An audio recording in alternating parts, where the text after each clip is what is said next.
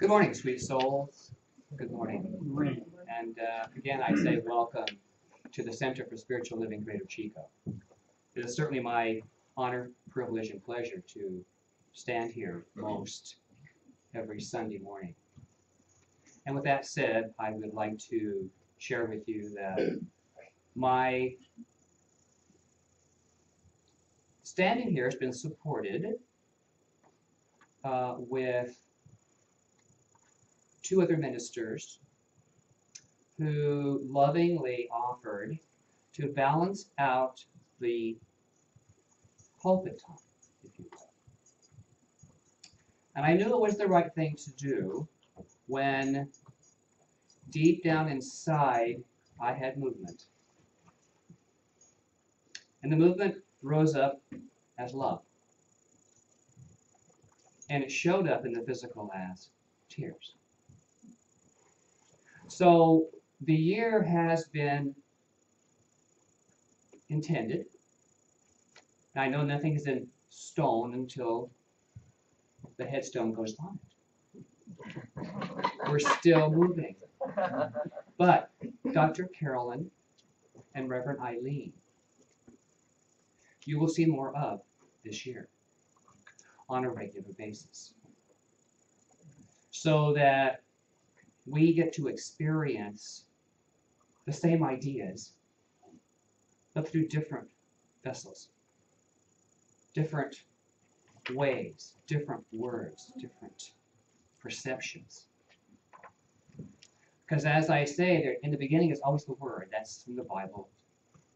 And we talk about the Word, being of our Word in this teaching, the power in the Word. And so the words that we use are so powerful. And so why not have more? Why not have more? So I want to, right here, right now, say thank you, the love, to Dr. Carolyn, to Reverend Eileen, and to all of you who are part of this evolution into the greatness, into our magnificence as spiritual beings. Because I want the very best for this center. And when I asked myself, what is the best for this center? I got the phone call. Hey, we have an idea. I went, whoa, all right, what is this idea? So, you know the idea, you know the outcome. So, look forward to a great new year. And look forward to the meditation beginning in March. Something that we've been massaging. And so what a great time to introduce the idea to you, the Heartland, because it's out of love. It's out of love. And no accident that Linda is doing her wonderful workshop. So, such love, such support. We're getting it.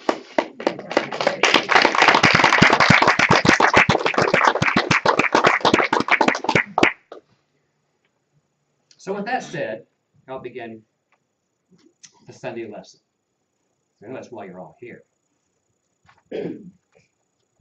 Welcome home. Welcome home. We call this our spiritual oasis. I do. And I hope and know you feel the same. That you come here to be nourished, reminded, maybe watered, if you will, but well hydrated in the ideas. Well, this is your spiritual home in the physical sense. But where your real home is within. It's where your soul is nourished. It's where love is the purpose. So this morning you are invited to participate in several spiritual principles regarding what is available through a greater awareness of who you really are and how to create the loving experiences that you deserve. Because you know you deserve them. So, somewhere, even if it's not up here yet or here yet, here you know. When I say you deserve a loving experience, there's a resonance within the soul that says, yes, I am. Well, it is that divine urge that is within you. And it has the ability to create that life that you deserve. You know, you are born of the Eternal One, and as such are privileged to accept this life. Many of us don't accept this life as livingness. We just go bouncing along. I remember a ride in Disneyland when I was a kid, the bumper cars. You know, life's been like that for me. Bang, bang. And really, I'm not driving that bumper car. How many have done the bumper car or know what it is? There's no, I mean, you can kind of steer, but there's parameters. That's parameters.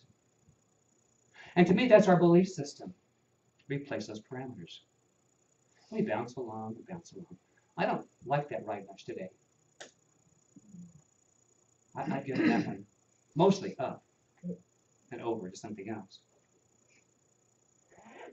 Well, I also know that you are born to be true to the authentic you. The authentic you. You are the one that says yes to the divine you. So here we are.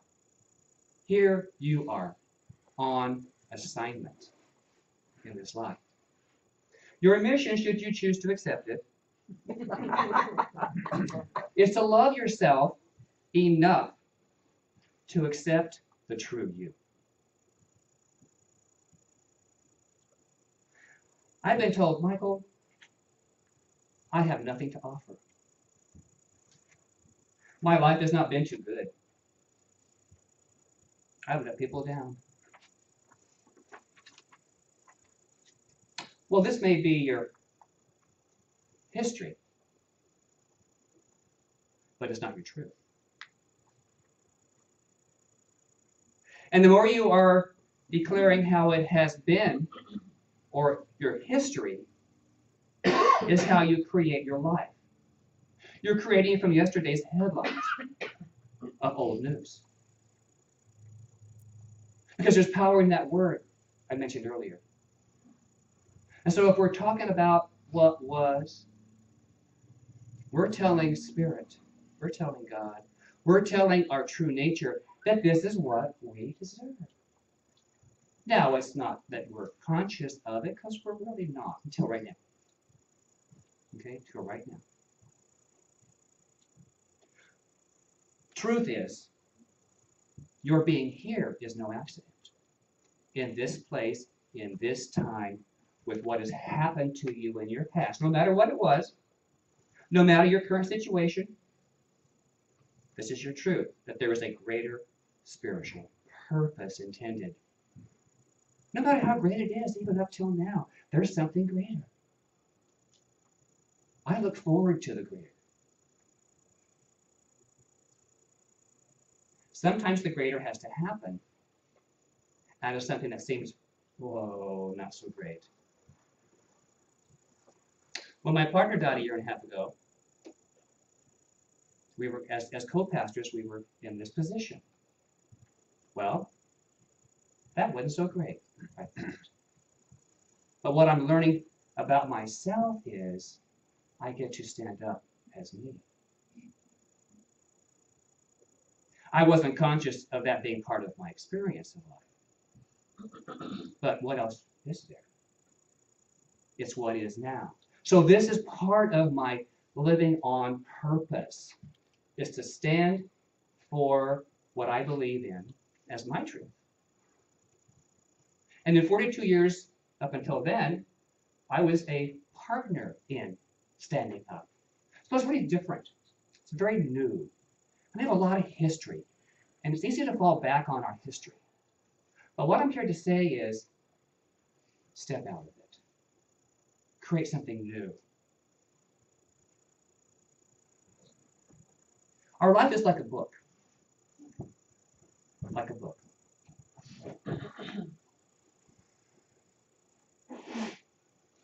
Old experiences, we get to the end of the chapter.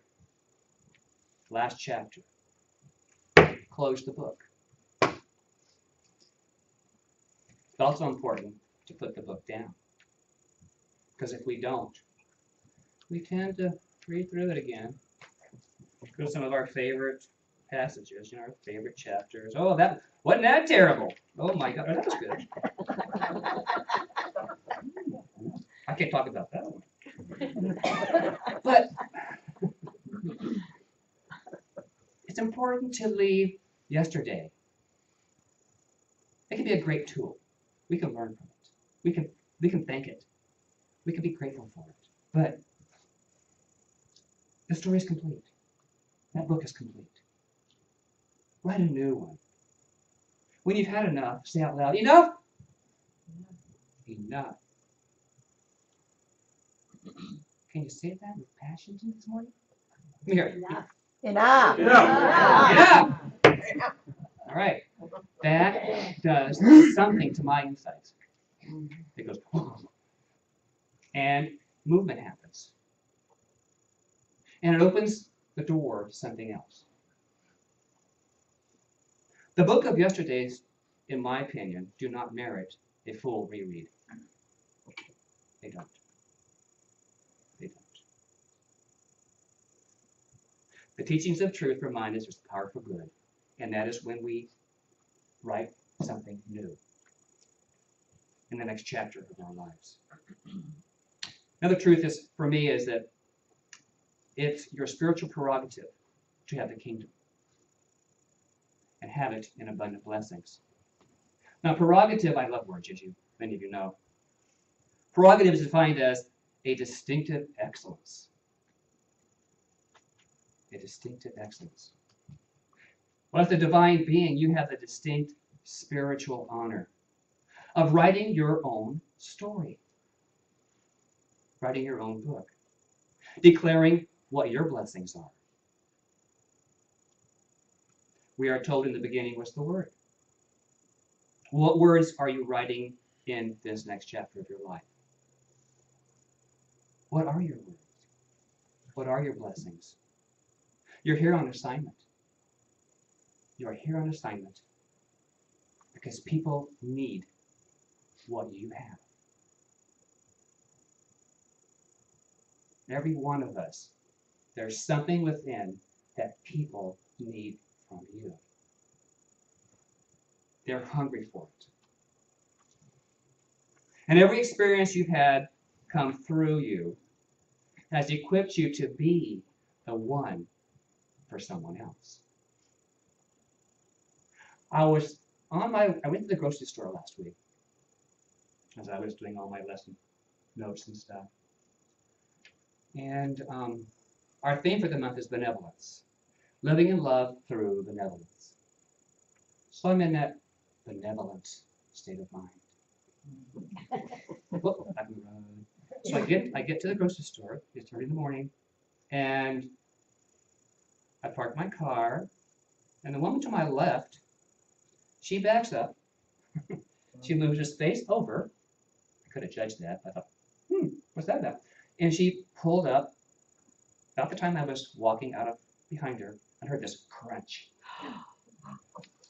When she got out of her car, going, who makes these cars? Who makes those bumpers? And I said, did it do some damage? She says, oh, probably not. Well, if it does, you can't see it. So she had this whole stuff going on. And I said, well, it's a beautiful morning. It's still dark and clear, just beautiful. So in we go, and I see her 2 more times in the store. And we communicate a little bit. So in the checkout stand, I said, so how are you doing? She goes, thanks to you, I'm feeling a lot better.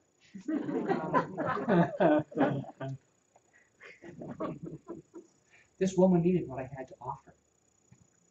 It was a presence, it was a look, it was a word. I didn't get into judgment about it. I didn't jump into the drama of it. I just let her experience it. It was her experience, not mine. But what I offered was a kind word, a benevolent attitude. I offered some love. There was a shift in her mental atmosphere. And I could have ignored all that, because I have in the past. The old turning away from any conflict. I used to always do that. I'd hide. That was my basic pattern. Learned it when I was 10 years old. But that was an old chapter. That was old behavior. Instead, I changed my mind. I changed my thoughts. Wrote something new into my ways of being. Instead of turning away, I turned the other cheek.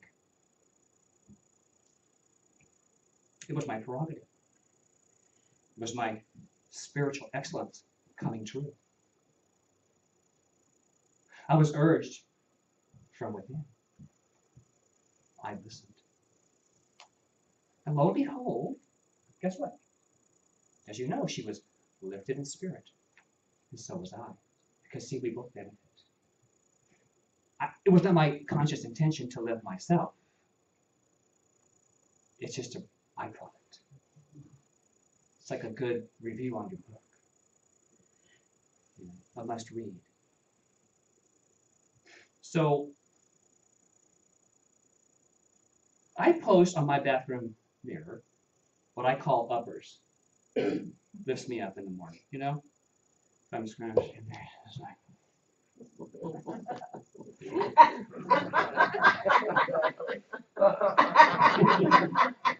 Oh, you've seen me. Is you in the mirror? Come on. And I post important reminders for me. And one of them is this, my favorite. It's never too late to be what you might have been. It's never too late to be what you might have been. Spirit has great possibilities when we say yes to our divine urge.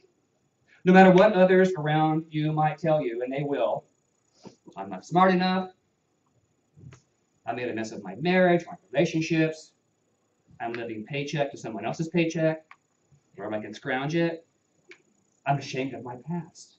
All those things. People will tell you things. People will tell you things. You'll tell yourself things. And they're all good to be aware of, but don't do a research paper on it. I've done that. Beat the dead horse. Oh, sorry, horse. Oh my goodness. Let them go. Let them go. The power of your word is God's word. And whatever power we're putting to our word keeps us either old and dated, or last month's book, or something open to new. Put a period on it. That old stuff. Put a period on it. Spirit doesn't set the limits of your good. People don't set limits on your good. Much as you want to blame them. You do. You do. Ouch. Ouch. You have what it takes to accept the good life has for you. You do. The key is what you can accept. That's what this teaching is all about, accepting the good. And there are more examples here in this room. Each one of you is an example of not wanting the same good. That's why I enjoy talking with all of you. Because you each bring a different example of what's possible. What's possible. And they're right for you right now. No matter how it may upset you or thrill you. Why? Because they're part of your soul's evolution. Because you see, nothing can be left out of your experience if you're to evolve. You were designed by the creative intelligence to become. To become. Because you're always becoming. You're always becoming. A second ago, you were something different. Every time you add to your experience, you're becoming more. Becoming more. Becoming more. Coming into and as your spiritual magnificence. Well, I want to touch just briefly on Friday night, Peg Bailey was here. And if you've seen her, she's an intuitive, spiritual intuitive. And as she was talking, as her guide was talking, Raphael, Reverend Louis had to come up again because he said he's always here. He's everywhere. And when she went into his mannerisms, her movements changed. You've seen her. So I think, how does she do that? How does she know that? Well, it's not her, it's Louis, or it's whoever. And what her clarity for me was that she said the room, each of us is filled and surrounded by people who made their transition, by their spirit. And whenever we need anything, call upon the person who is closest to you for support. Now, it's all God, it's all spirit, it's all love, it's all that stuff. And I find that brings comfort to some people to think that. You know, and what we're about is love and comfort. So if it brings you comfort, embrace it. Let it embrace you.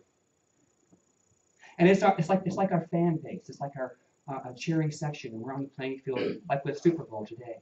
It's the Spirit of God immersed in us and around us. It's our support group. It's our fan base as we play our life out. And they're rooting for you as you play your game. So don't think you have to do it alone, because you're not. In the Essential Ernest Holmes, we are told, in the science of mind, we teach not only that there is a body-mind relationship, but also that there is a direct relationship between thought and environment. So God, infinite spirit, creative intelligence, is always supporting you as what you believe. Your environment is where your beliefs get to play themselves out. And so God, as all there is, everywhere present, creative intelligence, living itself out through us in our field, brought me to a reading. And the book is entitled, God Got a Dog. Any of you ever seen this? It's a wonderful book. And it's all different ways that God shows up to experience. I'll read the flap, and it says, it's hard to be God. You have to, well, be God. But you also get to be God, which means you have quite a perspective on things, a perspective that no one else has. No one. So there you are, looking out at the world and everything in it, and one day you just might want to see what it's like to be a part of it all. And since you're God, you can do that. And so you do. So I'm going to read God Got a Dog. There are several passages, but seeing as how, where's the title? Here we go. God got a dog. She never meant to. She liked dogs. She had liked them ever since she was a kid. But since she didn't think she had time for a dog now, she was always working, and dogs needed so much attention. God didn't know if she could take being needed by one more thing. But she saw this dog out by the tracks, and it was hungry and cold and lonely. And God realized she'd made that dog somehow. Somehow she was responsible, though she knew logically that she had only set the world on its course. She couldn't be blamed for everything, but she saw this dog, and she felt bad. So she took it home and named it Ernie. And now God has somebody keeping her feet warm at night.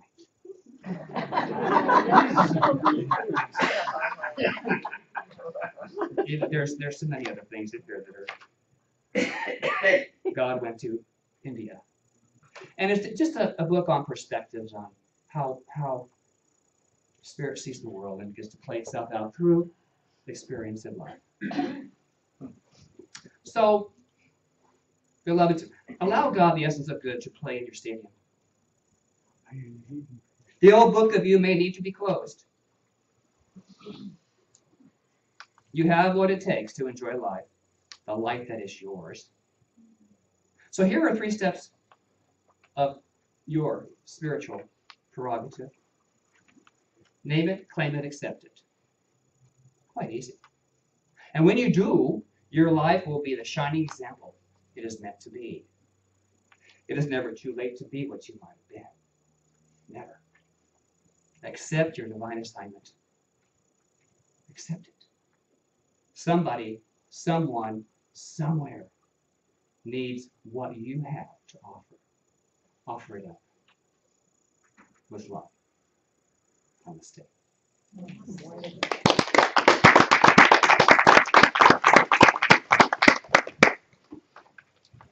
I would invite the ushers to come forward, please.